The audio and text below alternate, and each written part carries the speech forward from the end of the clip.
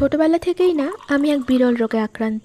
চোখের সামনে যা দেখি, হাতের কাছে যা পাই, সবটাতেই মনে হয় এই তো, এর ওপর তো এটা বানানো যেতেই পারে। নিন্দুকেরা বলবে আমার বাড়িটা ফেলে দেওয়া জঞ্জাল জিনিসে ভরা, কিন্তু আমি তো জানি আমি এগুলোকেই আঁকড়ে ধরে বাঁচি। এই কদিন আগে প্যাক কসমেটিক্সের যে আইব্রো প্যালেটটা কিনেছিলাম না, তার প্যাকেটের মধ্যে এই কালো রঙের পাতলা কার্ডবোর্ডটা পেয়েছিলাম, আর দেখেই মনে হয়েছিল এক যুগ হতে চললো একটা গোলাপ বাগান আঁকা হয়নি। এই ছবিটা আঁকতে আঁকতে ভাবছিলাম, এতদিন আমি মনে করতাম যে আমার তো কোনো কিছুর ওপর লোভ নেই, কিন্তু হঠাৎ করেই আজ কেন জানি না মনে হলো, যদি কোনো এক আশ্চর্য ঘটনায় কোনো এক গোলাপ বাগানের মালিক হতাম, তখন গোটা দিন বাগানে বসে ছবি আঁকতে আঁকতে পাখির কিচিরমিচির শুনতাম। কি একটা সুখের জীবন হতো, তাই না? আজ কমলা রঙের গোলাপ আঁকতে বড্ড ইচ্ছে করছিল। হালকা রঙের যে কোনো ফুল আমার বড্ড প্রিয়, আর তার উপর যদি হয় সেটা আস্ত একটা বাগান, তাহলে তো আর কোনো কথাই নেই। এই শীতকালগুলোতেই ছোটবেলায় যখন মায়ের সাথে ফ্লাওয়ার এক্সিবিশনগুলোতে যেতাম, সন্ধেবেলার হালকা কুয়াশা আর এত এত ফুলের মাঝে মনে হতো কেমন জানি একটা স্বর্গের মাঝে আছি।